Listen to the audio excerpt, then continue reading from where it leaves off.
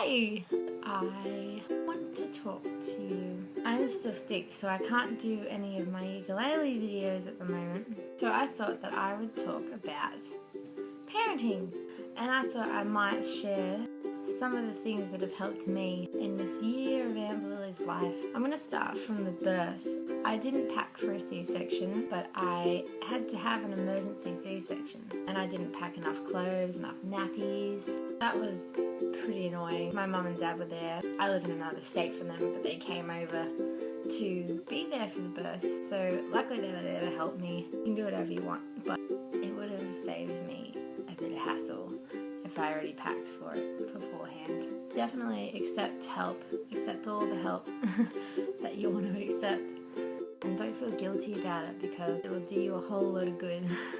You'll probably come home from the hospital and have no idea what to do with your baby.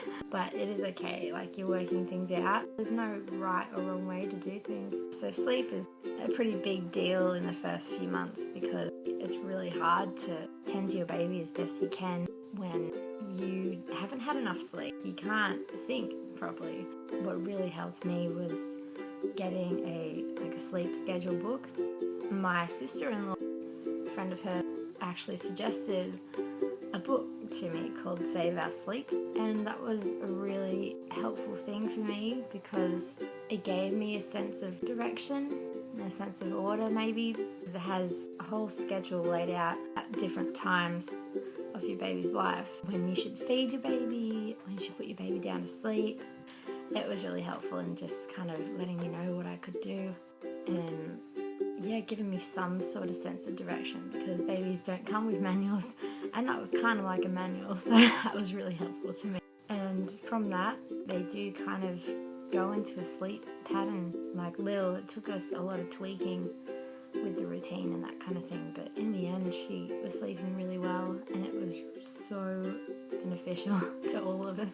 And there are other books. Save Our Sleep is more for the people crying it out is alright, and I'm one of those people. I think that crying it out is okay, but there are lots of people that don't think that's okay, which is understandable. There's definitely other books. I might put them down below in the description if I think of any. So yeah, that's really just up to you. Save Our Sleep really helped me and it's still helping me. So yeah, that's probably what I'd say about sleep. I found breastfeeding really hard. It was really painful, but I think it's good to talk to other mums about where they're at with breastfeeding or where they were at, because that can be really encouraging if you want to keep breastfeeding. I haven't had much experience with formula, by the way, so I can't really comment on that. Lancino is a really good cream. I think it's called Lancino. Yeah, I think it's called Lancino. That is a good cream for when you're feeling just way too sore. It heals you up really well and really quickly. Nipple guards, really helpful. The nurses told me to not wear it for more than a few days, but I wore it for longer than that because I felt like I just needed to. Like, I was just so damaged. But it might be a good idea also to see someone, like a consultant or someone. But I do understand that you could feel like you don't want to do that. Like, I didn't want to do that. I didn't want to feel like something was wrong. If you don't feel that way, if you feel happy to kind of get help from like a lactation consultant or someone, I reckon that's a really good idea. I think that would really help. I know I did get help from a lactation consultant in the hospital and that really helped me a lot. I think it needs to be a choice that you make. Don't forget to breathe because it helps you calm down so that the baby is calm and it's not making it even more stressful with the baby coming off and on and off and on. So don't forget to breathe, relax, tell yourself to breathe in your head. That's what I did. Whenever I was breastfeeding Lil, I'd just be like, breathe, breathe. That kind of reminded me to relax. And yeah, I can't remember how long it was painful for me. Maybe 6 to 8 weeks, I'm not really sure. But it does get better and it gets enjoyable. But then you also might be one of those people that have no problems at all with breastfeeding. I don't want to make it all daunting for anyone who's going through this or about to go through this. So I'm sorry about that if I'm making it seem that way. Be sure to let me know. I can't believe my phone's letting me record this much.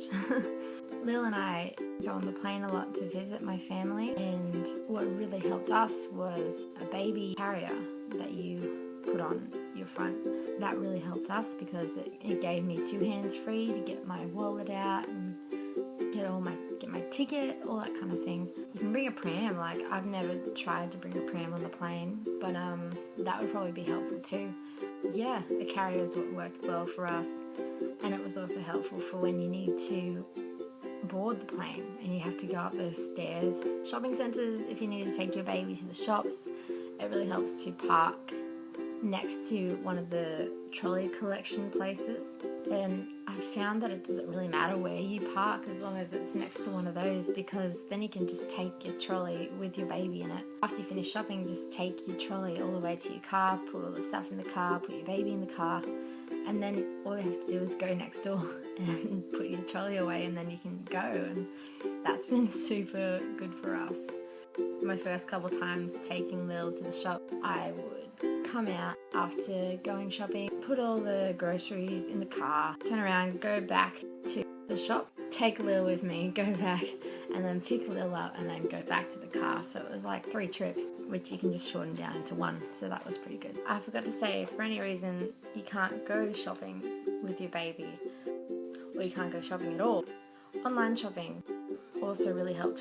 So maybe just have a look and see if your local grocery shops offer that. It actually saved us money, I think, because you can just go through the specials, and yeah, you get to have a bit more of a think about what you need and what you don't need. So whatever floats your boat. I was really scared to take Lil out, and I'm still a little bit nervous about taking Lil out places. And back when I was breastfeeding her during the day, because I don't do it during the day anymore, I was worried about going out with her because I didn't want to have to do that in public. But I would say, don't worry about it. Like, it's not worth it. Who cares about what they think? If you do feel uncomfortable though, I usually wear a singlet and a crop top on top of it, so that I can, without showing very much boob at all. So that was helpful for me.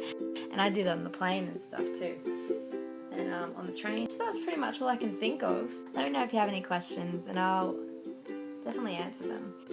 Thank you for listening to me, and I'll catch you around.